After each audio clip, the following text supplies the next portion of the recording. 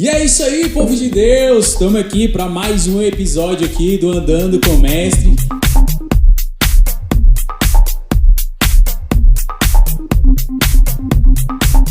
Muito obrigado pela sua companhia, obrigado por você estar aqui conosco mais uma vez, né? Quero pedir para você deixar aí o sininho ativado para que você possa receber todas as notificações aqui no YouTube. Todas as vezes que nós lançarmos aqui um novo episódio, você vai receber aí na sua casa, né, a notificação que chegou aí um novo episódio. E não deixe de curtir e compartilhar esse vídeo aí com seus amigos. Se você ainda não é inscrito no nosso canal, se inscreva no nosso canal, tá bom? Andando com o Mestre, isso é muito importante para que o YouTube ele possa dizer que esse vídeo ele é relevante, né, e possa divulgar para mais pessoas, tá bom? E hoje eu tô aqui, né, com esse pastorzão abençoado aqui.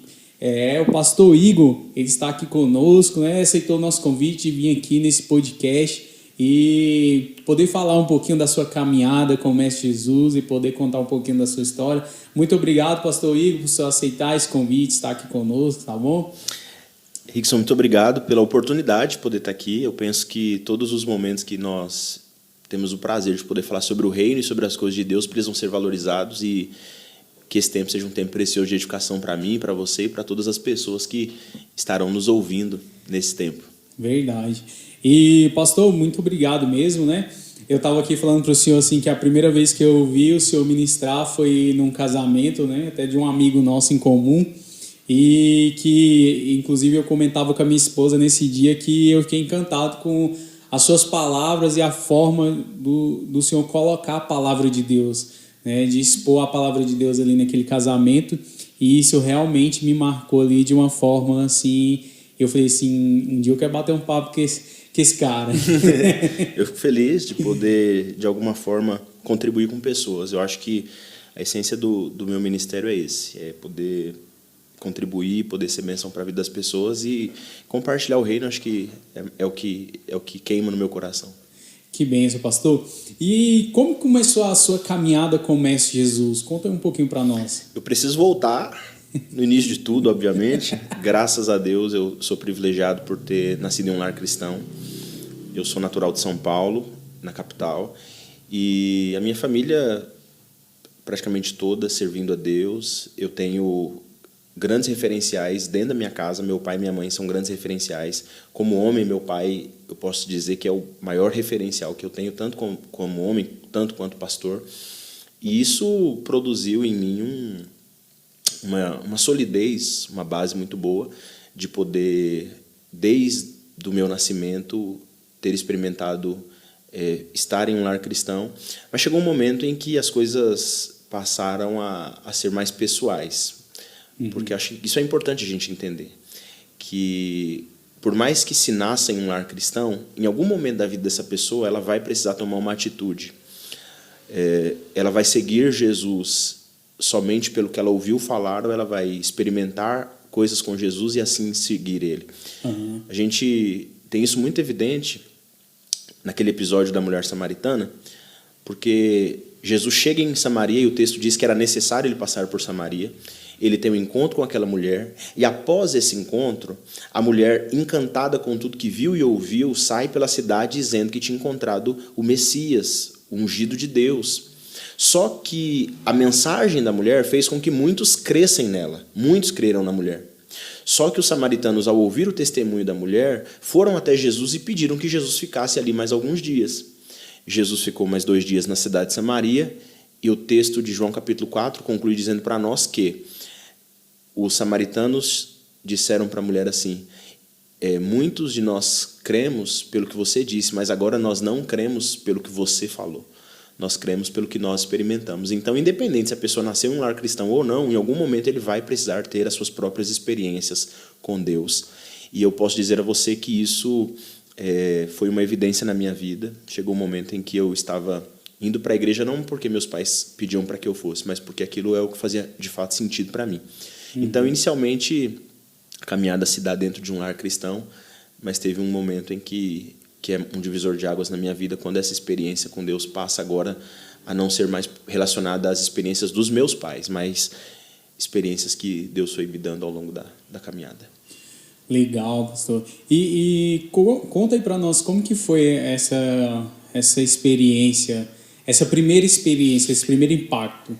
Eu sempre via meu pai pregando.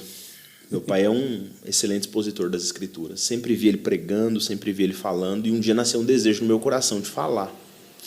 E meu pai foi convidado para pregar em uma igreja, e eu estava sentado, eu penso que eu tinha uns 10 anos na época, 10 anos de idade. E eu fui no meu pai e falei: pai, eu queria falar. Meu pai era amigo do pastor da igreja e falou: o Igor falou que quer falar. E aí eu me lembro até hoje que eu recebi a oportunidade, peguei o microfone e li um texto de Atos, capítulo 9, acho que versículo 15, quando fala sobre Paulo ser um vaso escolhido nas mãos de Deus. Ananias está em dúvida se deve ir ou não atender o chamado de Deus pelo histórico de Saulo. Mas ele vai e Deus fala: vai, porque este é para mim um vaso escolhido. Eu li esse texto e a partir desse dia eu tive um desejo ardente no meu coração de que eu queria seguir os passos do meu pai e de que eu queria falar na igreja, porque inicialmente para mim era isso, era falar na igreja. Era seu pregador. Era seu pregador. E, inclusive, preguei em muitos cultos de criança, enquanto novo, cultos de adolescente, e isso foi criando em mim um desejo pelas coisas de Deus, um amor pelas coisas de Deus, e isso acho que é importante ser registrado aqui, Rickson, porque às vezes as pessoas pensam que o que precisa ser dito para os filhos é que eles precisam amar a igreja, mas na verdade os pais precisam buscar que os seus filhos amem a Jesus, amem o Senhor Jesus, porque quando os filhos aprendem a amar Jesus, os pais não vão ter problemas para conduzi-los para a igreja. Eu me lembro de momentos em que eu tinha 12, 13 anos, meus pais chegaram cansados do trabalho, e aí era dia de culto e eles não foram, e aí eu me arrumei e fui andando para a igreja, porque eu gostava de estar ali, agora não mais por influência deles, mas agora porque eu estava literalmente envolvido, impactado por tudo que eu estava vivendo ali. Então o início se dá dessa forma.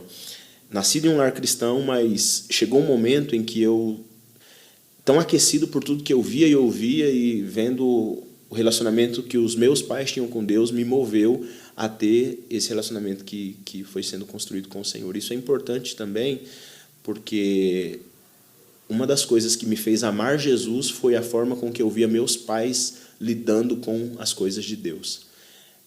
Tratando sempre com muita seriedade, com muito zelo. Foram diversas vezes que eu vi meus pais de joelhos em casa orando e aconselhando pessoas, então não era uma coisa que eu não via verdade naquilo. Para mim fazia muito sentido, porque aquilo era uma verdade que meus pais viviam dentro da minha casa. Não era algo só falado, era vivido. Não, era vivido. Então eu, por diversas vezes, surpreendi meu pai no quarto, ele orando, e eu chegava para falar alguma coisa, ele estava de joelhos, a minha mãe da mesma forma.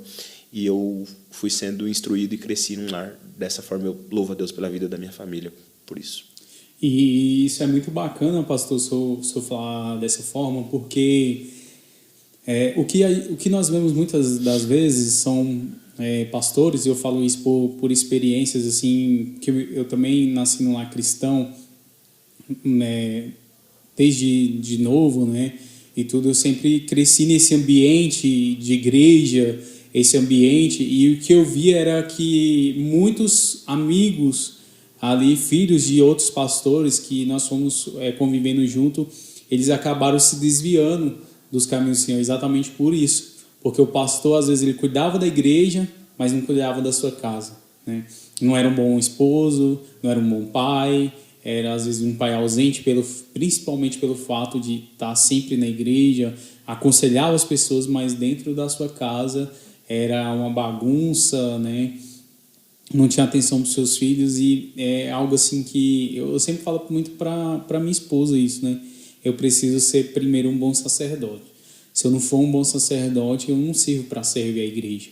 Porque se você, que é a pessoa que convive comigo, que está comigo todos os dias, não olhar para mim e falar, realmente é isso que ele está pregando lá, realmente faz sentido, porque é isso que ele está vivendo aqui. Se isso não fizer sentido, para mim não faz sentido, né? Tá num púlpito, ou qualquer outro lugar ministrando, fazendo até isso aqui, né?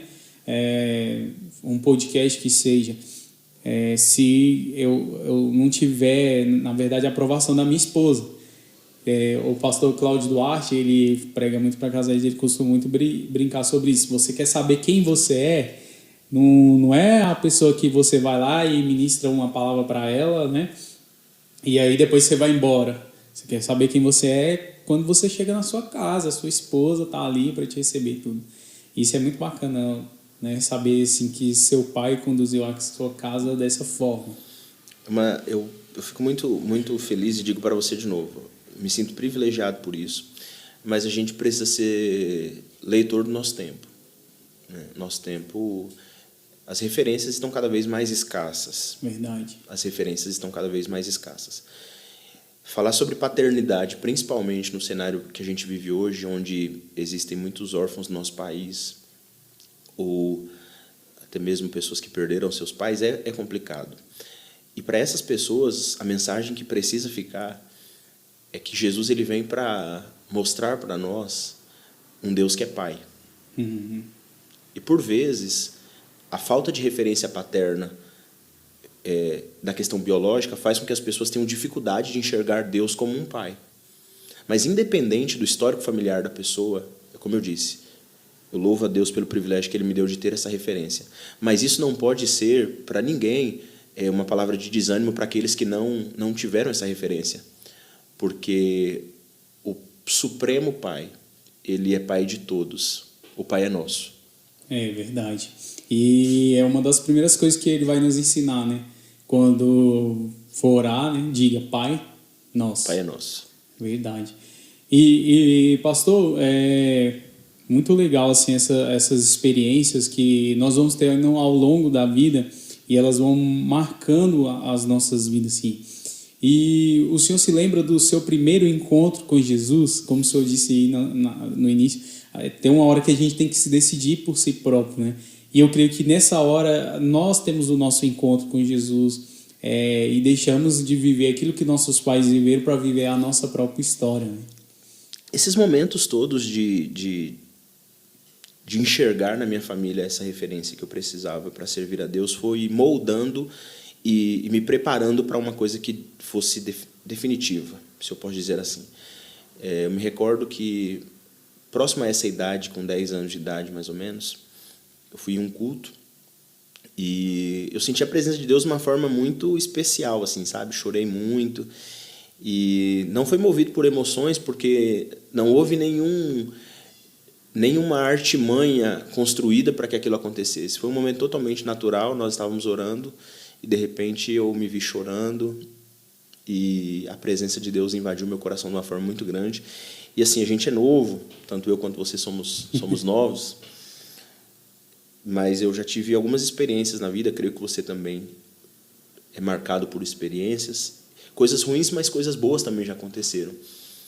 Mas eu posso dizer para você definitivamente que não existe, pelo menos para mim, não tem nenhum prazer que se compare a sentir a presença de Deus. Não tem como você nivelar qualquer outra coisa no mesmo patamar do que você poder sentir a presença de Deus. Então, essa experiência que eu tive de ser cheio de Deus, ainda uma criança, posso dizer assim, vem sendo base para eu querer continuar sentindo essa presença todos os dias. É algo assim que nos deixa realmente fascinado, né? Você sentir o toque do Pai, muitas das vezes o braço do Pai, dele te carregando ali no colo, num momento de dificuldade, de luta, de aflição, de alegria que seja. E muitas experiências marcaram, né? Eu creio que assim, uma das experiências que mais marcaram foi quando eu fui batizado no Espírito Santo. Eu lembro que nessa época meu pai estava fazendo uma campanha de 30 dias no monte e tal. E ali eu ia com ele e tudo. E nesse dia eu fui batizado no Espírito Santo. Eu desci falando em línguas e tudo. E eu creio que esse é algo assim sobrenatural realmente na nossa vida, né? E isso é incrível porque eu acho que não precisa ser nada construído, nada forçado. Quando o Espírito Santo vem sobre nós, é de forma que nós somos preenchidos por Ele, né? Ele nos preenche. E foi exatamente comigo a mesma coisa. Foi esse momento de de ter sido cheio pelo Espírito Santo, marcou de tal forma que a minha vida, desde então, tem sido voltada para as coisas de Deus, porque, e aqui a gente já adianta um pouco o nosso papo, porque a minha vida foi uma vida de algumas decisões que para algumas pessoas são um pouco contraditórias, ou pelo menos renunciei a algumas coisas para me tornar quem eu sou hoje, e tudo isso graças a Deus. Porque, como muito novo, eu comecei a ter esse envolvimento com as coisas da igreja, pregando na igreja, envolvendo com as coisas da igreja. Isso foi me tirando de alguns caminhos que eu poderia trilhar. Eu estava muito envolvido com as coisas da igreja. Então, para todos os jovens da minha adolescência, para aquelas pessoas que estavam crescendo comigo, eu digo isso da rua que eu morava, foram sempre me vendo como aquele rapazinho que sempre estava indo para a igreja, que sempre estava envolvido com as coisas da igreja, que não tinha tempo para ir para a festinha, que não tinha tempo para outras coisas, e isso, hoje, eu faço análise de que Deus estava me preservando. Então, esse envolvimento com as coisas da igreja foi, para mim, além de tudo, da questão do crescimento que isso me deu, foi uma preservação de Deus para a minha vida.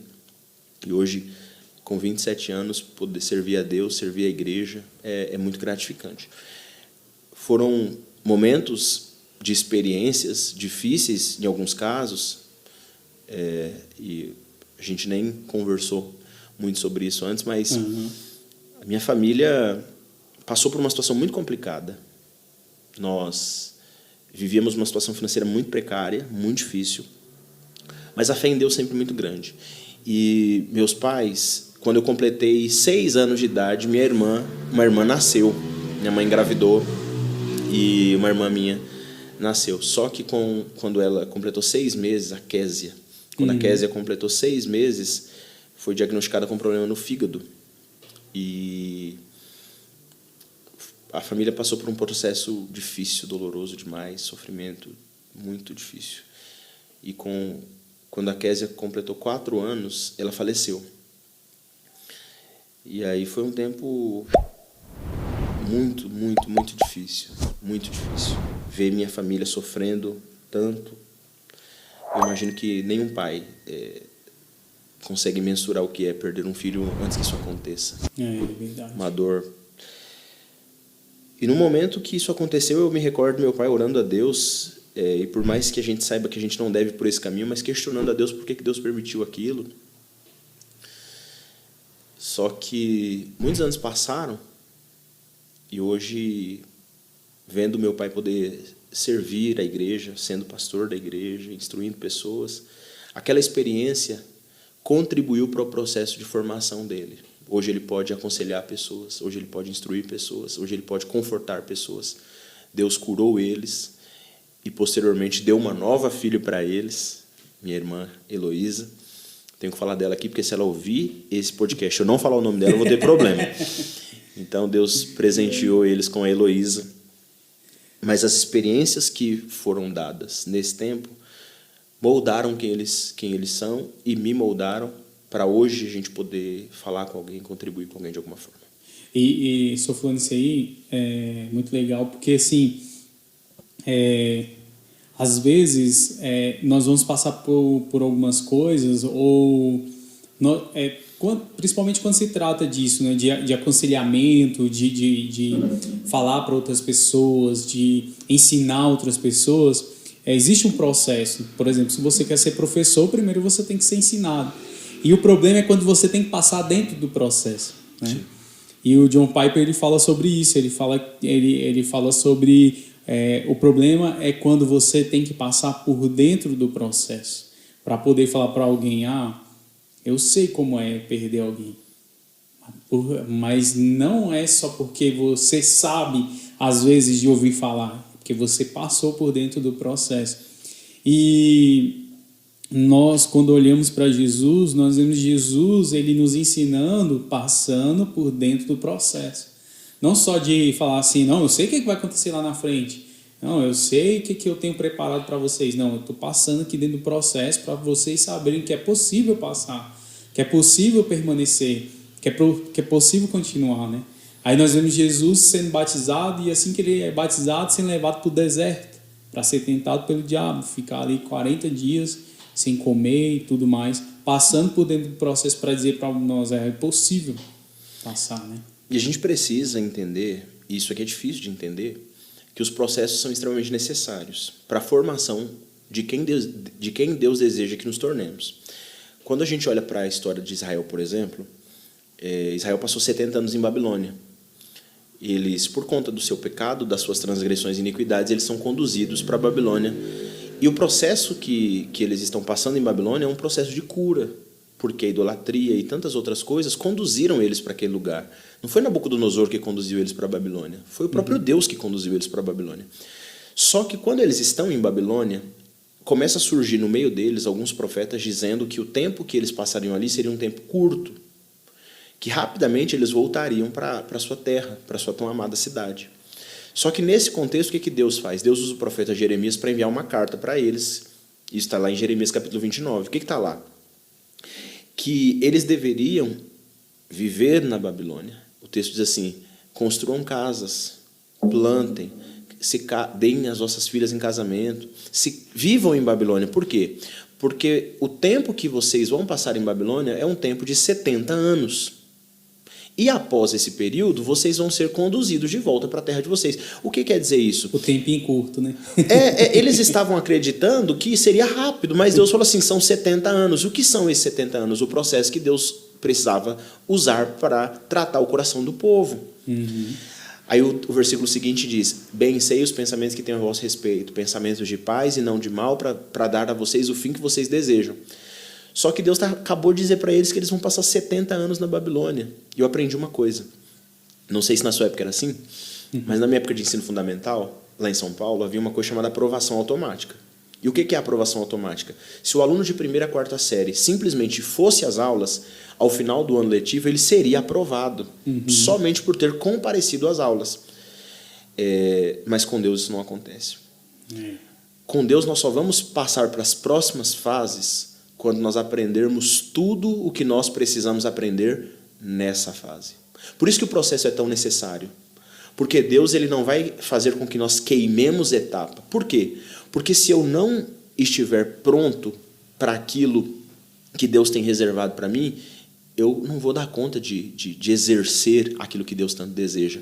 Eu ouvi uma frase uma vez, e eu guardo ela comigo, que às vezes é melhor você não receber uma oportunidade do que você receber uma oportunidade e não estar pronto para ela.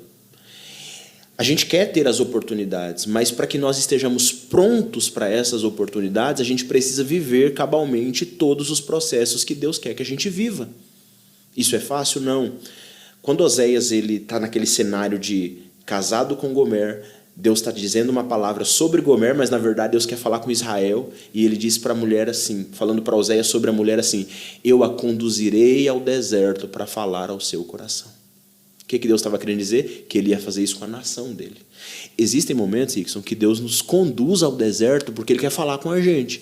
E existem lições que nós só aprendemos nesses momentos de sofrimento.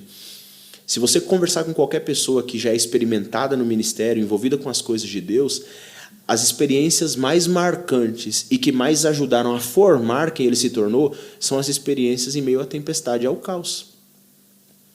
E eu diria assim que 90% das coisas que nós aprendemos é no deserto. Porque quando você está na abundância, quando você está nos tempos de colheita, você pode aprender algo, mas aquilo não vai ficar ali tanto te martelando na sua mente ou na sua memória como algo que você vai aprender quando você está no deserto, quando você está ali no momento de dificuldade, de luta. Porque e o mais engraçado é exatamente isso, sobre o processo, que quando nós estamos nesse processo que nós estamos vendo, a gente não consegue ver, só depois que ele finda, só depois que ele termina.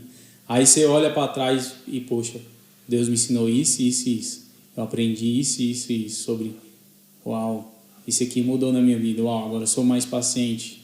Uau, agora eu sou mais persistente. Uau, agora essa dor aqui eu sei como ensinar para outros, né? Estou falando isso aí, é algo muito natural, que eu lembro assim de um processo que eu passei na minha vida, e aí quando eu cheguei, que eu encontrei minha esposa hoje, ela estava passando por algo muito parecido com o que eu tinha vivido. E aí eu falei, uau, agora eu posso ensinar ela. Você tinha experiência para falar. Eu passei por isso, eu sei como fazer, eu sei como resolver. O caminho é assim. E é tão necessário a gente passar por essas coisas, por mais que elas sejam dolorosas no momento. Vou te contar uma experiência enquanto pastor. Eu tive um problema na igreja, uma situação que precisava ser resolvida. Só que foi uma situação que me machucou bastante minha esposa, e a gente ficou muito triste com aquilo, a gente chorou por conta daquilo, e a gente ficou magoado, ficou ferido, ficou chateado. Só que a gente conseguiu, Deus deu graça, a gente rompeu aquela situação, vencemos aquela etapa, aprendemos lições naquela situação. Alguns meses depois surge um novo problema na igreja, porque a igreja surge problema. Toda hora. Surge um novo problema. E se a gente for fazer uma análise racional, esse segundo problema é muito maior do que o primeiro. Só que a nossa reação foi diferente. Deus me forjou no primeiro para eu ter estrutura para suportar o segundo. Sim. Isso é importante para a nossa vida. Existem pancadas que a gente toma hoje que machucam. E amanhã talvez vão bater com mais força. Mas a sua estrutura é outra. Os processos formam a nossa estrutura. Esse tempo de processo vai moldando a nossa estrutura para a gente suportar coisas que, se a gente não tivesse passado por algumas dessas coisas, a gente não suportaria. Então, quando Deus permite que a gente enfrente essas tempestades, Deus está querendo ensinar para nós algumas lições. E, principalmente, como que nós vamos lidar quando essas tempestades vierem. E, por vezes, elas vêm com uma roupagem ainda mais intensa. Mas Deus já nos deu estrutura. Então, a gente tem que respeitar o processo. Deus não vai fazer a gente queimar etapa. Deus vai conduzir a gente pelos processos necessários para a gente aprender as lições necessárias para viver o propósito que Ele tem para a nossa vida. Ou você vive o processo ou você volta para o início da fila, né? Não tem jeito. Você vai ter que viver, você vai ter que passar. E se você aprender essas lições, você está habilitado para viver coisas novas de Deus. A gente estava falando aqui, conversando um pouquinho sobre o Gilberto Araújo, né? Sim, sim. E ele fala sobre isso, sobre a ferida, né? A cicatriz do nosso corpo. Quando ela se cicatriza, quando você faz um corte ali ou qualquer outro machucado e ela se cicatriza, o que acontece? É como se o seu corpo, como se o nosso corpo ele criasse uma armadura ali. Você pode ver que ela é mais resistente, a pele que é criada ali, a cicatriz que ela é criada, ela é mais resistente. E dificilmente você vai machucar ali naquele mesmo lugar. Por quê? Porque ele criou uma resistência. E é isso que o processo faz conosco. Faz com que nós criamos uma resistência sobre aquilo, para que aquilo não venha nos ferir novamente. Isso nos conduz muito à questão de confiança, porque na maioria dos processos que a gente enfrenta, por vezes, parece que Deus vai afastando todos os nossos amparos naturais. Chega uma hora que você olha para um lado e parece que não tem um amigo. Não é que os amigos não são verdadeiros. É porque parece que o próprio Deus te coloca numa posição em que você tem que passar, por vezes, aquilo sozinho. Por quê? Porque aí você vai se voltar para Deus em sua total e plena confiança. Confiando nele, de que ele é sim o seu sustento nessa situação. Sendo totalmente dependente dele, né? E quando a gente fala sobre o processo, a gente vê para Jesus ele vai ser conduzido ao deserto sozinho. Você vai ver ele subindo ao monte várias vezes, sozinho, mandando os discípulos ir no barco e ficando o quê? Sozinho. Muitas das vezes porque ele e o pai, que ele sabia que ele era dependente do pai, daquilo que o pai queria, era o que ele tinha que fazer.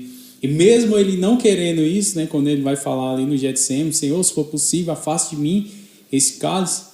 Mas ele fala, mas que seja feita a tua vontade, não a minha. Que ele entendia qual era a vontade do pai, ele queria fazer a vontade do pai. Mas ele só pôde entender isso por quê? Porque ele tinha uma intimidade com o pai. E muitas das vezes, Deus não vai falar por que você está passando esse processo, né? Eu creio que, na verdade, 90%. 90% das vezes ele não vai falar por que você está vivendo aquele processo ou por que você está passando por aquele processo. Por quê? Porque talvez se a gente fala, não, então vou ficar aqui tranquilo, né? Porque eu sei que Deus vai... Mas aí ele não fala por que você está vivendo aquele processo exatamente para que você viva, para que você passe por aquilo. E o que foi o que o senhor falou, confie nele, seja totalmente dependente do Pai. E eu creio que uma das coisas que mais nos afasta de Deus e que mais afasta o homem de Deus é exatamente o que essa geração tem pregado. A questão da independência, de ser independente. Eu tenho que ser independente dos meus pais, eu tenho que ser independente, tenho que ter minha vida financeira. Quando a gente vai para o casamento, a gente vê hoje a mulher tendo essa postura, né? Não que isso seja de uma total forma errada, mas às vezes como ela é conduzida que se torna errado, né? Eu tenho que ser independente, eu tenho que ter minha vida financeira independente, eu não posso depender do meu esposo, e aí vai tornando pessoas independentes umas das outras. E quando a gente vai para o corpo de Cristo, não é assim, totalmente contrário, né? Na verdade, é exatamente isso, é o contrário, porque a gente está falando aqui sobre maturidade. Porque quando nós pensamos numa perspectiva natural humana, a perspectiva biológica de um crescimento humano, a gente entende sim que quanto maior a pessoa se torna, quanto mais ele cresce, mais independente ele fica. Por exemplo, você casou, hoje você está na sua casa, você não vai ficar ligando para a sua família o tempo todo para ficar pedindo as coisas. Você trabalha, você corre atrás das coisas, você se tornou independente. Isso humanamente falando. Mas aí está a questão de maturidade. Porque quanto mais você cresce em maturidade espiritual, quanto mais espiritualmente você cresce, mais dependente você se torna. Todas as vezes que você encontrar uma pessoa que não se sente dependente de Deus, ele é imaturo na fé. Quanto mais maduro você for na sua fé, mais dependente de Deus você se tornará. E isso é uma dádiva, porque a sensação boa é saber que tem alguém que pode cuidar de você em tudo que você precisa. Eu tenho uma filha que tem 11, ou melhor dizendo, tem 1 ano. Eu ia falar 11 meses, mas já completou 1 ano. A Marina é um presente de Deus, é uma dádiva de Deus. E totalmente dependente de mim e da mãe dela. Hoje ela começou a dar os passinhos dela, já anda, mas a gente tem que ficar atrás. Mas é uma criança que a gente pega no colo, que a gente dá comida para ela, que a gente dá água para ela. Então, tudo que é necessário para que ela viva no sentido que os pais podem oferecer, a gente oferece. Tá? Aí eu me sinto como um filho nas mãos de um Deus tão poderoso, da mesma forma, totalmente dependente dele. Que ele é quem cuida, ele é quem zela, ele é quem dá o que a gente precisa, ele é quem fornece. Obviamente que a gente vai, no que cabe a nós como seres humanos, como homens, nós vamos fazer, obviamente. Mas sempre tendo o entendimento de que tudo o que nós temos, somos, nos tornaremos, vem de Deus, vem do nosso Pai que cuida de nós. E eu creio que realmente parte de nós temos esse entendimento, né? De que quando a gente vai para Cristo, a gente se torna dependente, e até pela questão da irmandade, né? De sermos dependentes, não assim, como eu vou colocar assim, não nessa forma assim, eu dependo de você para mim poder ir para o céu, não é isso, mas é de uma forma de nós sermos dependentes, porque nós somos um corpo, onde um é a mão, o outro é o pé, e assim vamos formando o corpo de Cristo. E essa irmandade, essa dependência de sermos um corpo, de estarmos em comunhão, de estarmos em uma igreja, é que vai nos forjando, né? Porque eu sempre tenho esse pensamento comigo que na igreja ou no corpo de Cristo é que nós vamos aprender a amar de verdade. Porque é você amar o seu irmão e ele às vezes te ferir, te magoar, e você ter que perdoar ele. Você ter que continuar amando ele, né? Porque quando nós vemos a palavra de Deus, vai dizer assim, se você tem algo contra o seu irmão e você vai lá dar a sua oferta, deixa a sua oferta, vai lá, se reconcilia com o seu irmão, depois você vai lá e entrega a sua oferta. E isso dentro do corpo de Cristo, ele é necessário, pode-se dizer que diariamente, né? Todo o tempo. Como o senhor falou lá sobre a questão do problema na igreja, toda hora tem um problema. Tem gente, tem ser humano lá. Cheio de gente com problema, então vai ter problema toda hora, né? E é nisso que o nosso caráter e nós somos forjados. Então, assim, eu não vejo, não tem como, assim, o cristão, ele ser independente, aí eu vou falar dessa forma, independente fora do corpo, né? Eu não vejo o cristão ele ter como ele ser independente fora do corpo de Cristo, falar, não vou para a igreja porque lá eu vou me ferir, lá eu vou machucar e tal. E exatamente por causa disso, porque dentro da igreja, suportando uns aos outros, né, como Paulo vai dizer, que nós somos sarados, somos tratados nas nossas feridas, nas nossas dificuldades. E a gente está, diante de tudo que você está falando, é um problema que a gente tem hoje. É um movimento que tem crescido muito no país, que são as pessoas que se autodenominam não, mas que são denominadas de desigrejados, né, que entendem que podem estar fora da comunhão da igreja. Eu particularmente tenho um problema muito sério com isso, porque é extremamente prazeroso, diante de tudo que você disse, poder desfrutar dessa comunhão com os irmãos, onde nós somos aperfeiçoados, onde nós somos edificados, onde nós somos instruídos e tudo mais. A igreja, como a gente mesmo falou, é composta por pessoas. A igreja milita em duas esferas. Ela é o corpo de Cristo e ela é uma instituição. E por ser uma instituição formada por pessoas, ela tem problemas. E isso não se limita à igreja. Qualquer instituição que seja formada por pessoas vai ter problemas, né? Só que o fato de ter problemas não tira dela a beleza da igreja, o valor da igreja, valor esse que não é atribuído por homens, valor esse que é atribuído pelo próprio Senhor Jesus. Ele atribuiu valor à igreja. E o valor que ele atribuiu está acima de qualquer outro valor.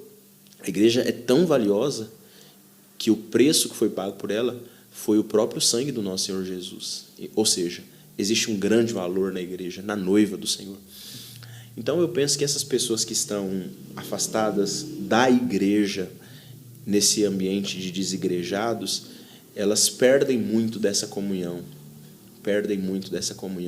de poder estar juntamente com os irmãos. Ali tem muita gente imperfeita. Tem uma igreja em São Paulo que a placa deles diz assim, proibido pessoas perfeitas.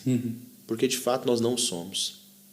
Ali nós vamos ser aperfeiçoados pelo Evangelho, pela palavra de Deus, pela comunhão uns com os outros, e isso é fundamental para o nosso crescimento.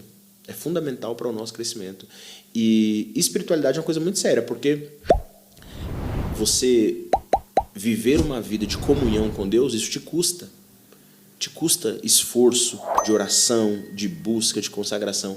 Mas para você esfriar espiritualmente, você só precisa deixar de fazer essas coisas. Não vai te custar nada. Você só deixa de orar, você só deixa de se consagrar. Se você deixar de fazer essas coisas, a sua própria natureza vai te inclinar para as coisas erradas, porque é da natureza humana isso, a inclinação para o mal. Romanos 3:23, todos pecaram e destituídos estão da glória de Deus. Ou seja, todos os homens erraram. A sua natureza é uma natureza pecaminosa e se inclina para as coisas erradas. Então, diante disso, se o ser humano simplesmente deixa de buscar a Deus, a sua própria natureza vai conduzi-lo para as coisas erradas. Então, se ele está afastado da comunhão do corpo, a chance desse homem viver uma vida de busca a Deus e consagração em casa é muito pequena. E conseguir se manter, né? É muito pequena a possibilidade, porque nós somos movidos uns pelos outros, incentivados uns pelos outros. Por exemplo, no meu tempo de seminário, nós morávamos em 3 pessoas dentro do quarto, 3 jovens. Eu, de São Paulo, Joatan de Brasília e Ednilson do Ceará, um de cada estado. Só que lá, todos eram alunos internos e que viviam por conta de estudar. As nossas famílias ou as nossas igrejas nos mantinham lá para a gente estudar. Aí o que acontecia? Quando um dos 3 pegava um livro para ler e o outro estava deitado, já vinha aquele pensamento assim, minha família está pagando para eu estar aqui e eu não é para ficar deitado. Meu amigo está estudando, eu vou estudar também. Ou seja, involuntariamente um estava incentivando o outro. Na comunhão do corpo é a mesma coisa. Quando os meus irmãos se reúnem para orar, aquilo me incentiva a estar com eles. E isso, alinhado a essa comunhão, vai fazer com que a gente cresça espiritualmente. Então é importante demais essa comunhão com o corpo, estar envolvido nas coisas da igreja. Eu não estou aqui dizendo que a gente não tem problema. A gente tem problema. E muito, porque tem gente lá dentro, né? Mas a gente juntos, é até uma frase que o nosso pastor gosta de usar, juntos nós somos mais fortes. É verdade. Assim, quanto mais nós buscamos junto, né? o poder assim da igreja em oração, em busca, em comunhão. Isso é algo assim realmente que move o mundo espiritual também, né? A força que nós temos quando nos reunimos como igreja no mundo espiritual é algo assim sobrenatural. Sim, unidos em um mesmo propósito, em uma mesma direção. Quando Pedro estava preso, a igreja toda se reuniu para orar, e a igreja fazia contínua oração a Deus por ele. Então a gente precisa sim se unir. Inclusive, nesse cenário brasileiro de pleito eleitoral, de política, as igrejas, na grande maioria, têm se mobilizado em orar pela nação, em orar pelo país. Inclusive, a nossa igreja iniciou hoje um propósito de oração de 21 dias até a data das eleições, de orar pelo país, orar pelo Brasil, e a gente precisa, como igreja, se posicionar dessa forma. As nossas armas, elas não são naturais. A gente precisa ter essa concepção. E, a partir disso, lutar com as nossas armas. E quais são essas armas? São espirituais, a gente precisa usar elas. E, inclusive, algo que não acontecia há muito tempo, né? Essa união, assim, de todas as igrejas, assim, realmente buscando o mesmo propósito, né? Orar mesmo pela nação, orar mesmo por quem vai estar ali naquela cadeira governando, né?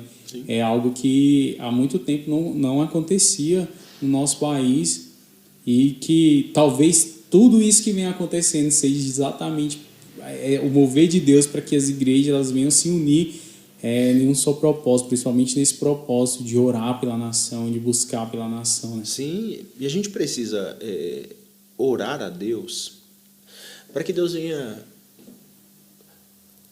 estabelecer a vontade dele para esse tempo no Brasil. O nosso clamor tem sido esse. Por mais que a igreja tenha se posicionado a favor de um dos lados, e eu particularmente valido essa posição, estou junto dessa posição, porque coloco na balança valores que para mim são inegociáveis, porque o cristianismo me aponta por um caminho que qualquer coisa contrária a isso vai romper muito com a minha fé. Então, para mim, não tem negociação nesse sentido. Mas o que a gente pede é para que a vontade de Deus seja estabelecida para esse tempo na nossa nação. Por quê? Porque, independente do resultado das urnas no dia 30, a esperança da igreja precisa continuar sendo em Jesus. Ele precisa continuar sendo o governador da nossa vida. A gente precisa continuar. Obviamente que existem, sim, coisas que vão impactar na nossa vida por conta da gestão dos governos, mas a vida do cristão, a vida nossa, continua nas mãos de Deus. A gente precisa ter essa paz no nosso coração. Inclusive, acho que essa mensagem precisa chegar no coração das pessoas. A gente tem que ter paz, porque Deus ele não perdeu o controle da nossa vida. Está tudo na mão dele. Se Deus permitir que o Lula vença ou que o Bolsonaro vença, o controle continua nas mãos de Deus. A Bíblia diz que o coração dos reis está nas mãos de Deus. Então, é Deus quem inclina cada um segundo o seu próprio desígnio. E esse tempo assim que nós temos vivido, assim, nós vemos muito as pessoas sofrendo assim muito por uma ansiedade, né, no coração. E assim, qual seria a melhor forma de tratar isso hoje? Na visão do Senhor, qual seria a melhor forma de tratar essa ansiedade que às vezes tem tomado o coração das pessoas, né, principalmente nesse pleito eleitoral, antes dessa decisão, e isso tem às vezes deixado as pessoas aflitas, angustiadas, realmente assim, cara, o que vai ser a partir do ano que vem, né? É muito natural que isso aconteça, porque tudo que é desconhecido para nós causa essa ansiedade, né?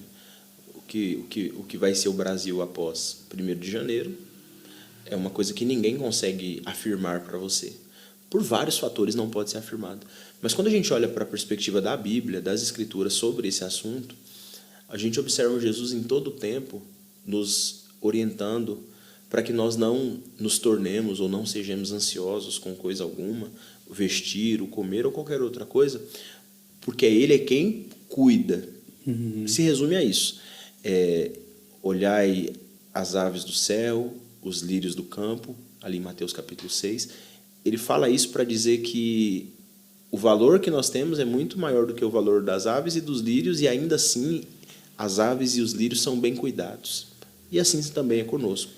Paulo, escrevendo aos Filipenses, ele diz que nós não devemos andar ansiosos, mas que nós devemos fazer com que todas as nossas causas, as causas que têm produzido ansiedade em nós, sejam apresentadas diante de Deus. E é isso que a gente tem que fazer. Então, o que é que... Aí você me pergunta, o que a gente tem que fazer para tratar essa ansiedade? É o conselho paulino.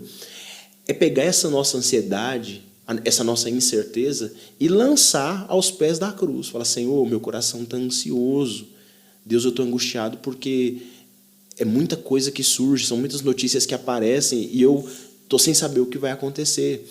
E diante disso, na oração, a gente é confortado por Deus e a gente precisa entender, como eu já disse, Deus não perdeu o controle, a nossa vida vai continuar na mão dele, ele vai continuar sendo o nosso provedor, ele vai continuar sendo o nosso guardador, ele vai continuar. Diante disso, o que a gente tem que dizer para a igreja? Meus irmãos, independente do resultado das eleições no dia 30, a igreja do Senhor Jesus vai continuar sendo cuidada por Ele. Ele vai continuar sendo o Senhor nosso. Ele vai continuar sendo a proteção nossa. E ter paz nesse tempo. Por mais que seja difícil, é buscar ter paz. E essa paz que Ele pode nos dar é uma paz, como a própria palavra de Deus diz, que excede todo entendimento. É mesmo em um cenário que possa ser adverso, conseguir descansar. Mas descansar como? Nele. E, pastor, o senhor falava um pouquinho aqui, né? O senhor falou um pouquinho que o senhor teve um período no seminário. Conta para nós aí como foi essa experiência aí, né? Seminário, foram quantos anos? Na verdade, a minha formação se deu em praticamente 5 anos. 5 anos de seminário. Praticamente 5 anos. E interno? Interno. Na verdade, é assim, vamos lá. Quando completei 18 anos de idade, eu tinha acabado de fazer um curso de técnico em eletrônica. Uhum. E estava com o desejo no coração de fazer uma faculdade de engenharia elétrica, para dar seguimento naquela área. Uhum. Só que um dia surgiu no meu coração um desejo muito grande de estudar teologia em um seminário. Só que inicialmente eu fiquei meio constrangido por esse desejo, porque meu pai sabia que eu queria fazer engenharia e aí eu ia do nada falar para ele que eu ia fazer teologia num seminário, ele ia ter que pagar minha faculdade, eu não ia poder trabalhar. Então eu inicialmente fiquei nessa indecisão, nesse dilema. Mas cheguei no meu pai um dia e disse, pai, eu estou pensando em ir para o IBAD. O IBAD é o Instituto Bíblico das Assembleias de Deus, que fica localizado no interior de São Paulo, na cidade de Pindamonhangaba. Uhum. Falei, pai, eu quero ir para o IBAD. E aí meu pai e minha mãe, juntos estavam, disseram, filho, Deus já havia falado para nós que você iria para lá. Mas nós não queríamos forçar você a isso. Nós não queríamos forçar você a isso, porque é uma decisão muito importante para a sua vida e queríamos que ela fosse natural, se Deus colocasse no seu coração, e de fato foi o que aconteceu. E aí, com 18 anos, eu fui para um seminário interno estudar teologia. Foi um tempo de muito crescimento, foi um tempo de muita preparação. E foi no seminário de teologia que eu conheci a minha esposa, porque eu sou de São Paulo e a minha esposa é do interior de Goiás. Ela é da cidade de Porangatu, no norte de Goiás. Foi enviada pelo pastor Marcivon, que é o nosso pastor aqui em Formosa, para o seminário de teologia. Lá nós nos encontramos, conheci a Lana no seminário e após 2 anos de namoro nós nos casamos. E aí, quando eu estava há 1 ano e meio no seminário, no IBAD, por conta de um processo de covalidação do curso de teologia, porque o curso no seminário era um curso livre, e o Ministério da Educação estava para proibir as covalidações de curso de teologia. Isto é, eu não iria, se eu concluísse o meu curso no IBAD, conseguir fazer com que esse certificado me credenciasse a um curso de fato superior, reconhecido pelo Ministério da Educação. Isso me impulsionou a procurar uma faculdade credenciada e, pela graça de Deus, nós fomos para o Mackenzie, em São Paulo, que é uma instituição da igreja, ligada à Igreja Presbiteriana do Brasil. Fizemos o vestibular, passamos. Então, eu estudei 1 ano e meio no seminário interno e, após esse período, nós fomos para São Paulo, para a capital, para a minha cidade, e lá estudamos por mais 3 anos. Por isso que eu disse que foram quase 5 anos de formação. Então, ao total, foi um tempo de 4 anos e meio. Aí eles chegaram a aproveitar as matérias? houve um abatimento de créditos, de fato, de algumas matérias. Foi a mão de Deus sendo estendida nesse processo todo. E aí, ao final de 4 anos e meio, a gente concluiu o curso de teologia no Mackenzie. E aí já abre um precedente para falar sobre a chegada em Formosa. Porque após esse momento de término do curso de teologia, o pastor Marcivon, que é o nosso pastor presidente aqui da Assembleia de Deus de Formosa, ele nos convida para vir para Formosa para ministrar um curso de teologia. E aí nós viemos, e aí abrimos a primeira turma do curso de teologia aqui na cidade, na igreja, na Assembleia de Deus de Madureira. Pela graça de Deus, tivemos uma boa adesão de alunos, e assim começou. Então, a minha formação acadêmica se deu logo com 18 anos, esse início, 1 ano e meio no seminário, posteriormente a isso 3 anos no Mackenzie, na faculdade. Então, isso foi o que me deu uma base para exercer o ministério que exerço hoje. Obviamente que a faculdade e o seminário, eles te dão diretrizes muito boas, mas nada se compara à prática. Quando você sai da teoria e aí você chega na prática.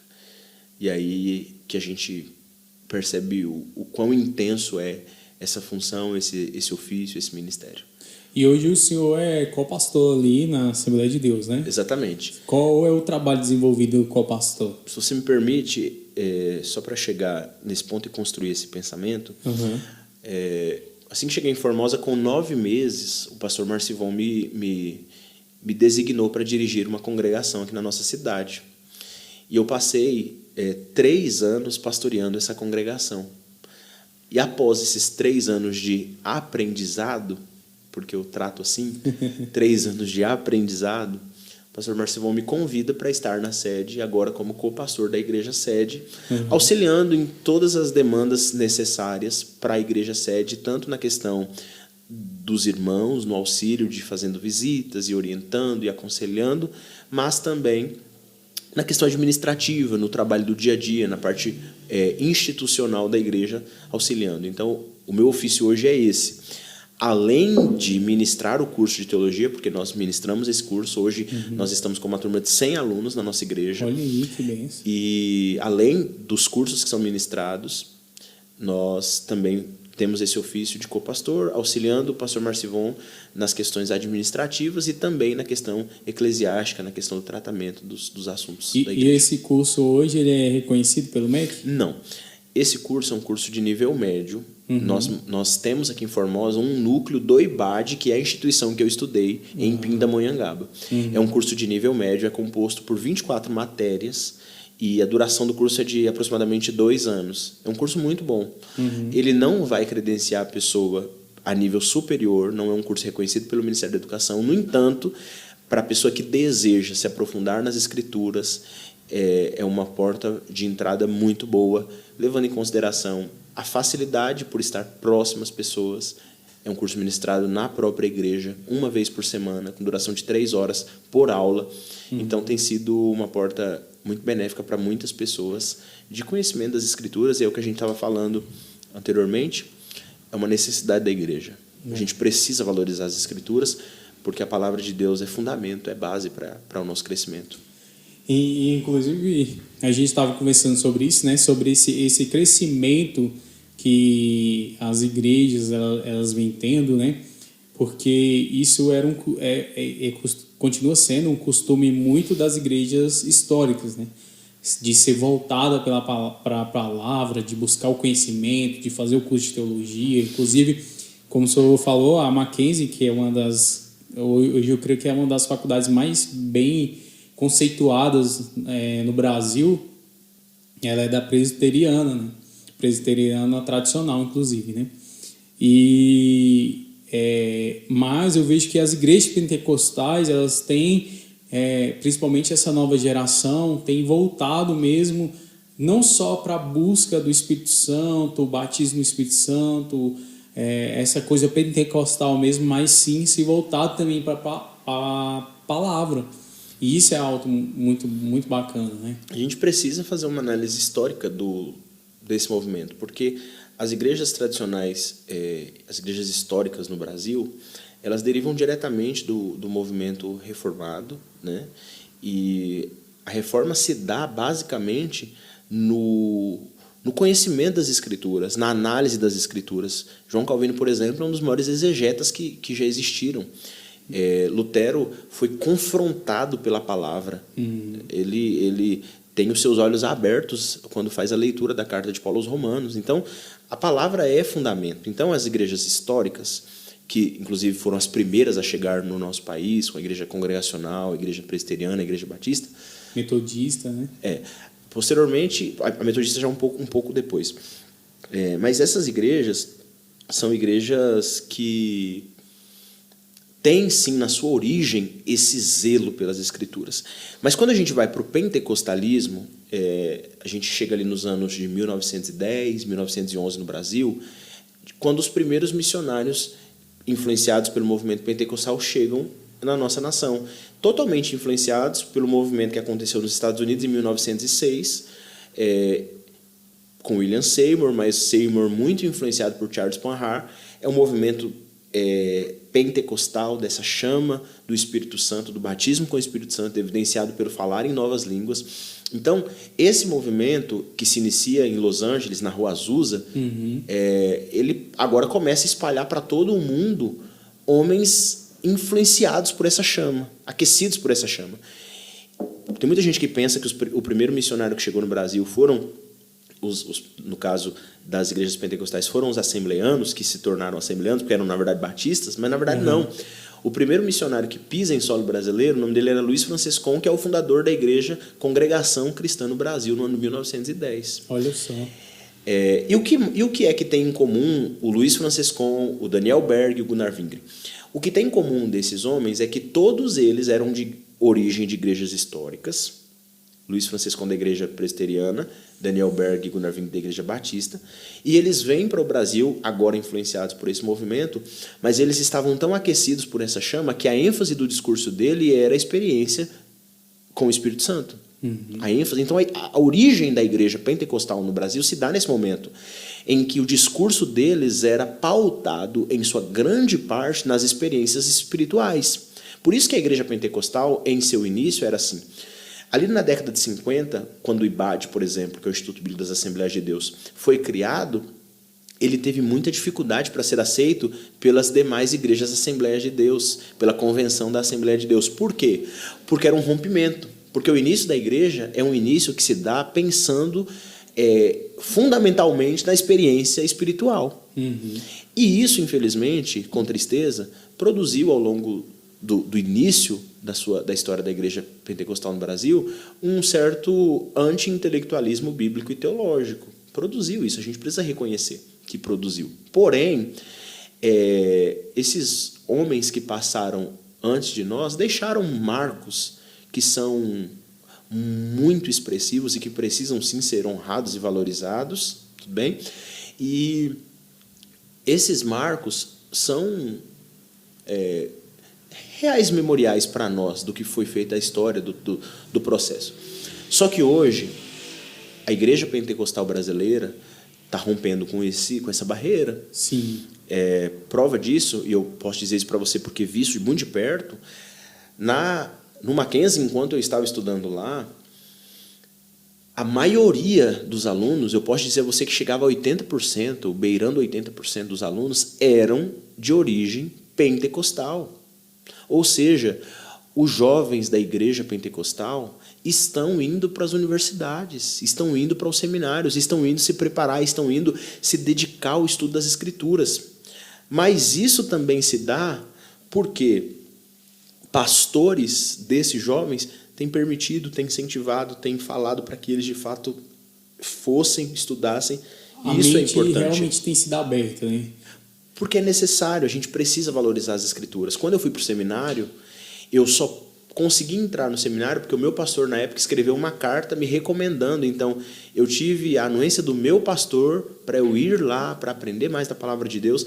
Então, eu posso dizer para você que o cenário pentecostal, ele tem se voltado para o o conhecimento mais expressivo e mais intenso das Escrituras. E isso é maravilhoso, saber que a nossa juventude, os nossos futuros pastores, futuros líderes, hoje estão se assentando para poder estudar a Palavra de Deus, conhecer a Palavra de Deus, e isso vai refletir na igreja, ou melhor, sim, já tem refletido na igreja. Essa renovação de mente que esses jovens, os pastores, né, os novos pastores têm passado, isso tem sido muito bom, porque realmente tem trago essa influência para essa juventude. Hoje, por exemplo, encontrar um pastor jovem de 27 anos já formado na universidade, isso abre os olhos para aqueles que estão se chegando agora, né? Para buscar esse conhecimento real da palavra, e não só o que, muitas das vezes o que acontecia era de as pessoas ouvirem falar, não, isso aí está na Bíblia, e aí ficar por isso mesmo. Tanto que a gente conversava um pouquinho sobre a estatística de pastores que ministram, que são pastores às vezes há muitos anos dentro da igreja e que nunca leram a Bíblia numa totalidade, por completo, né? E isso é assustador, porque, se eu não me engano, a última vez que eu vi, era cerca de 77% dos pastores não tinham lido a Bíblia por completo. Mas só que se nós formos olhar para essa próxima geração, a gente vai ver que essa estatística já é totalmente diferente, né? Dos jovens que realmente leram a Bíblia por completo, que tem essa sede, essa busca, não só pelo lado espiritual de ser realmente, mas peraí, isso aqui tem a ver com a palavra, isso aqui está baseado na palavra. E foi daí onde surgiu também muitos ditados populares, né? Como a gente vai ver alguns ditados que foram se popularizando dentro da igreja, né? Se não vem pelo amor, vem pela dor, né? E tantos outros ditados que foram popularizando exatamente por falta, às vezes, de buscar esse conhecimento dentro da palavra mesmo, de fato. Eu acho que a gente precisa ter o entendimento de que Deus está dando oportunidade para uma nova geração que, inevitavelmente, ela vai chegar, já está chegando, porque os nossos pais vão passar. Uhum. Eles construíram uma linda história, deixaram marcos. Abriram um caminho, né? E isso é fundamental, porque eu só tenho hoje voz para poder falar onde falo, porque antes de mim, esses homens passaram construindo estradas. Eu gostaria até de citar aqui, a nossa igreja tem diversos pastores que são já senhores de idade, né, consolidados nas suas vidas, mas que quando eram jovens da nossa idade, subiam em lambretas na sua época e iam descendo para esse Nordeste goiano, para as regiões de Minas Gerais, para abrir igreja. Então a gente precisa falar respeitosamente da história desses homens, porque nós só temos espaço para falar hoje porque nós andamos por estradas que esses homens construíram. Eles vão, daqui a alguns anos, não estar mais no nosso meio, mas o legado deles está sendo construído. No que diz respeito a essa nova fase da igreja, que já vem de alguns anos, da igreja pentecostal, do envolvimento maior com as Escrituras, eu fico feliz porque, por mais que muitos desses homens não tiveram a oportunidade e o acesso que nós estamos tendo, porque isso também tem que ser levado em consideração. Sim. Muitos não tiveram oportunidade e o acesso que nós temos. Nós vivemos numa era digital. A informação chega muito rápido para nós. Se me fala qualquer assunto, em 5 minutos eu consigo pesquisar aqui na internet e ter pelo menos uma noção sobre aquilo. Isso. Anteriormente não era assim. Mas eu tive o prazer de, na última formatura do IBAD, aqui na nossa igreja, nós formamos a primeira turma, agora estamos na segunda turma, que é um curso longo, 2 anos. Na primeira formatura, nós tivemos o prazer de entregar o diploma, o certificado para o pastor Alfredo, que foi um dos maiores plantadores de igrejas do nosso campo.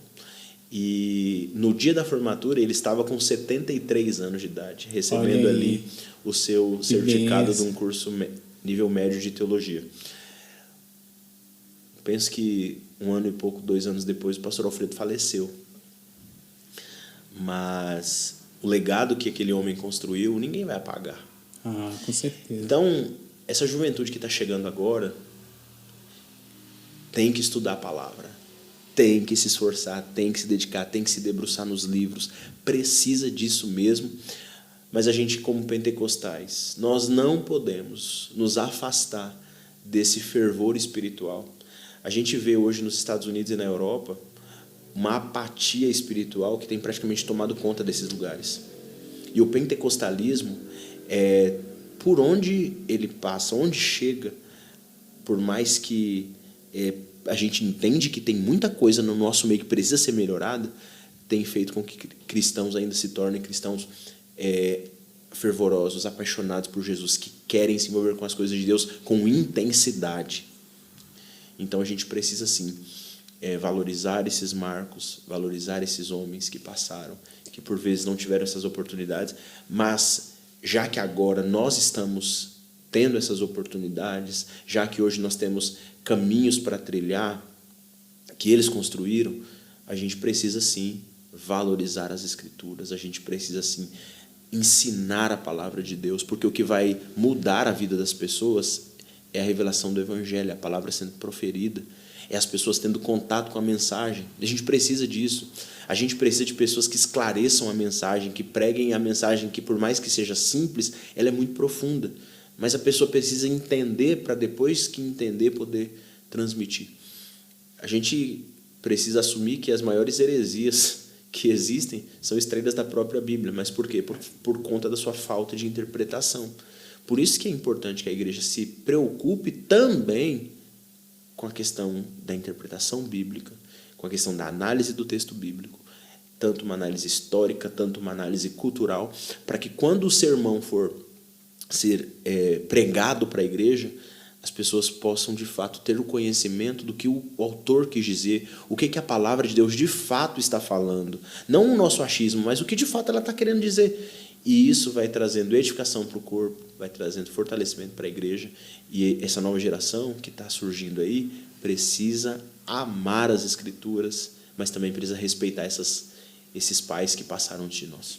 Eu creio assim que, como o senhor falou, né, sobre essas pessoas, inclusive, tem uma frase, uma frase popular, eu não sei quem foi que falou ela. Em alguns lugares ela aparece até como uma frase de um autor desconhecido, né? Mas diz que tempos difíceis geram homens fortes. Homens fortes geram tempos de paz. Tempos de paz geram homens fracos. Homens fracos geram tempos difíceis. Então, esses homens que vieram antes de nós, né, foram homens fortes que lutaram, batalharam. E nós temos que lutar para continuar sendo esses homens fortes. Né? Exatamente. Porque, como o senhor falou, um tempo de muita dificuldade, muita luta, muita falta de, às vezes, entendimento, de conhecimento, e às vezes por exatamente não ter esse acesso. E hoje, como nós temos esse acesso fácil, vai ser cobrado, vai ter uma cobrança muito maior em cima de nós. Porque qual vai ser a nossa desculpa? Né? Qual vai ser a nossa desculpa para falar, não sei. Porque hoje, se você quer estudar, tem um acesso online, tem perto da sua casa, vamos dizer assim, e que muitas das vezes não tinha esse acesso. Né? Como se eu falar, na nossa infância, né? Quando eu ia fazer um trabalho, como que era? Ia para a biblioteca, lia 301 páginas para fazer um trabalho de 2 páginas. E aí tinha que pesquisar dentro dos livros onde que falava isso e aquilo. E hoje o acesso está nas nossas mãos. E eu creio que é aí que entra a nossa maior luta e a nossa maior dificuldade é saber quem ouvir. Né?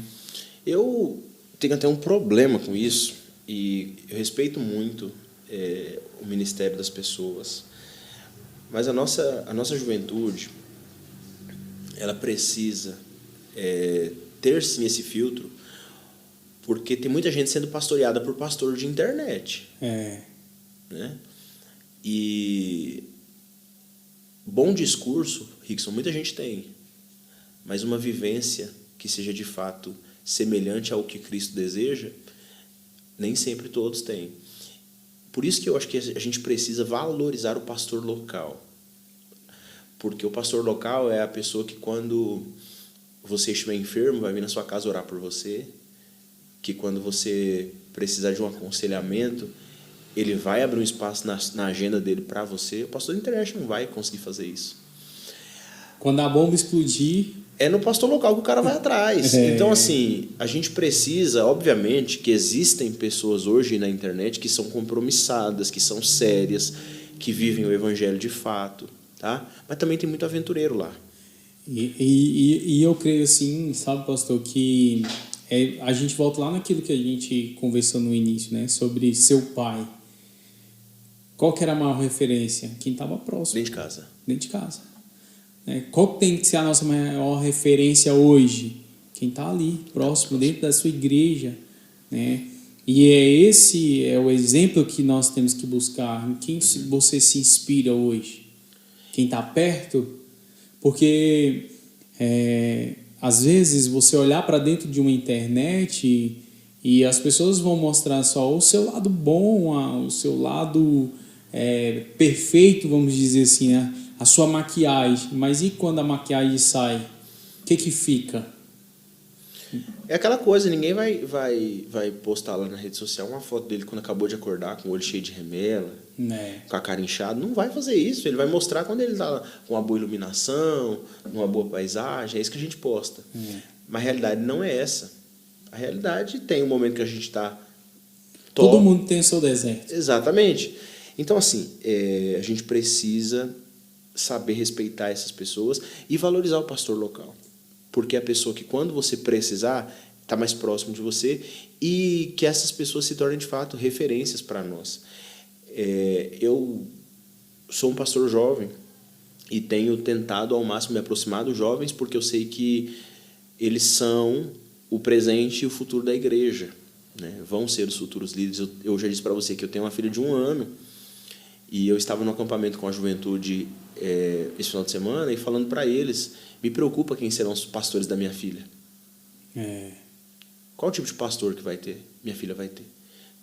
Como é que vai ser os líderes de jovens dela? Como é que vão ser os líderes de adolescentes dela? Criança. Os líderes de criança dela. Então, eu preciso ajudar, eu preciso contribuir com esses meninos. Por quê? Porque eu sei que eles são o presente e o futuro. Eles vão pastorear minha filha, eles vão liderar minha filha. Então, eu preciso que eles entendam o quão é necessário ser compromissados com Deus, o quão é necessário ter uma vida íntegra diante de Deus. Eu não estou falando aqui de boa reputação, porque boa reputação pode ser construída e não retratar totalmente a realidade, porque tem uma grande diferença entre ter boa reputação e ter caráter. A gente precisa de pessoas que tenham o caráter de Cristo, que sejam forjadas pela figura de Cristo, pela imagem de Cristo.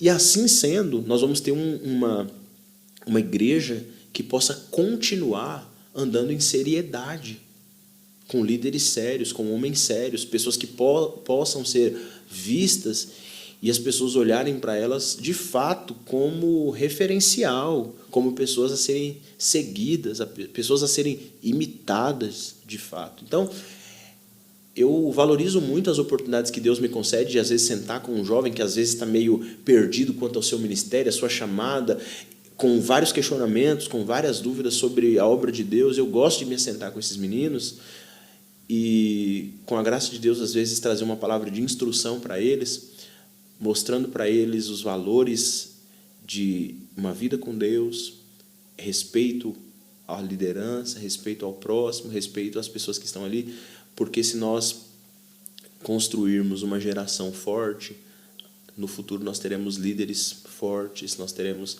pastores compromissados, nós teremos líderes de departamento envolvidos de fato com as coisas de Deus e que amem de fato ao Senhor, não façam aquilo simplesmente por fazer. A gente precisa trabalhar nisso.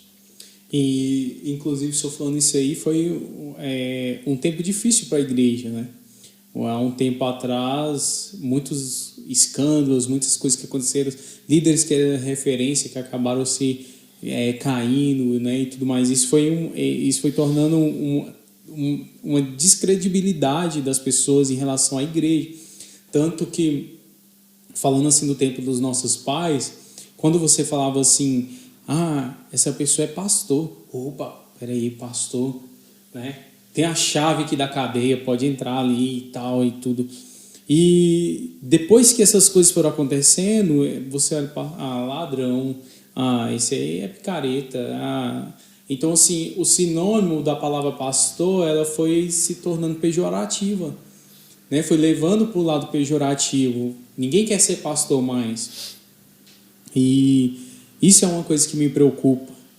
Porque, como o senhor falou, quem vai ser o pastor dos nossos filhos? E essa geração não quer mais ser pastor. Principalmente o pastor local. Exatamente por causa disso, né? Porque ser pastor hoje se tornou algo, muitas das vezes, pejorativo, onde acabou o respeito, a credibilidade, né? Exatamente por causa disso, de ter homens sérios que vão levar a palavra de Deus, que estão construindo uma história, que tem uma hombridade, que tem caráter, um caráter realmente aprovado por Cristo, sim. E aonde ele for, ele fala, cara, esse cara aí é diferente. E isso se dá, obviamente, pelos maus exemplos que tem no nosso meio, né? Mas assim, a gente precisa fazer uma análise um pouco mais profunda, porque da mesma forma que existem pastores que são picaretas, até a expressão que você usou, em todas as áreas, em todas as profissões também tem esse tipo de gente. O agravante é porque o pastor se espera dele que de fato ele seja um sacerdote, um representante de Deus, de que de fato ele possa... que ele seja diferente. De que ele seja diferente. Então, aí está um agravante. Então, é triste, mas a gente precisa reconhecer que sim, existem homens que tratam as coisas de Deus meio que na brincadeira, usurpam do cargo em benefício próprio e tantas coisas que acontecem. No entanto, a gente precisa saber separar as coisas. A gente que é ser humano, a gente gosta de coisas palpáveis. A gente quer ter coisas para a gente poder ter referência. Então, é importante que nós tenhamos, sim, referências de bons homens de Deus, de pessoas sérias, pessoas honestas, compromissadas. Estão escassos, mas ainda existem. Estão escassos, mas ainda existem. E a gente precisa que esses homens que são assim compromissados com as coisas de Deus incentivem essa futura geração para seguir esse mesmo exemplo, para seguir essa mesma pegada, essa mesma batida, para que a igreja continue sendo liderada por homens sérios, por homens compromissados, por homens, acima de tudo, tementes a Deus. E isso vai trazer para o futuro dos nossos filhos, como nós falamos, uma tranquilidade no que diz respeito a terem líderes compromissados com as coisas de Deus, que honrem a Deus. No entanto, diante de tudo que eu falei, a gente precisa ter aquela visão de continuar olhando para o Senhor, que é o autor, consumador da nossa fé. Porque, querendo ou não, esses homens que são nossas referências, eles são tão humanos quanto nós. E eles estão, infelizmente, da mesma forma que nós, sujeitos ao erro, ao fracasso, à queda, à ruína. Nós oramos para que Deus preserve a nossa liderança em santidade. Mas se houver um escândalo, que a gente tenha alcançado um nível de maturidade tamanho que a gente consiga separar aquilo e continuar avançando. É muito preocupante quando há um caso de escândalo que envolve a igreja de alguma forma, porque isso afeta principalmente os fracos na fé, aqueles que estão iniciando agora, aqueles que estão começando aos seus primeiros passos. Por isso que nós precisamos incentivar o crescimento espiritual, a maturidade espiritual. Crescer não é fácil, crescer dói. Espiritualmente é a mesma coisa. Te custa. Não é algo que não te custa nada. Te custa sim. Só que, como eu disse naquele momento da nossa conversa, quanto mais você cresce espiritualmente, mais dependente de Deus você se torna. E, obviamente, você pode até se entristecer por situações que aconteçam na vida de outras pessoas que talvez até eram referências para você, mas você continua olhando para o alvo, que é o que Paulo fala. Avançando, né? Avançando. E é isso aí, pastor Igor. Chegando aqui ao finalzinho do nosso bate-papo, né? Muito legal, aprendi muito. Inclusive, já quero deixar aqui o convite para o próximo podcast. A gente pode até falar um pouquinho sobre isso, sobre maturidade espiritual, como adquirir e naquilo que Deus tem feito, aquilo que Deus tem falado, né? E muito obrigado pela sua participação, por você ter aceitado esse convite, de estar aqui conosco, né, nesse podcast Andando com o Mestre, contando aí um pouquinho da sua caminhada com o Mestre Jesus. Muito obrigado mesmo. Eu quero agradecer a você, quero agradecer de coração por esse espaço, por essa oportunidade. Para mim, a gente passaria horas e horas falando aqui, Verdade. Porque falar sobre as coisas de Deus é prazeroso demais, é edificante demais, a gente sai feliz, sai alegre. Mas que tudo que a gente falou possa de alguma forma contribuir com vidas, porque eu acho que esse é o nosso objetivo aqui. Com que certeza. Esse podcast possa continuar galgando lugares ainda mais altos e que mais pessoas tenham acesso, para que mais pessoas possam ser edificadas por tudo de bom que sai daqui. Então, eu quero agradecer por essa oportunidade, por esse espaço. Conte comigo sempre à disposição. É nóis, estamos juntos. Muito obrigado por você que nos acompanhou até agora, até esse momento. Não deixe de curtir, compartilhar esse vídeo aí, se inscrever no nosso canal, tá bom? Fique com Deus e até a próxima. E a paz que excede todo entendimento possa guardar a sua vida em Cristo Jesus. Fui!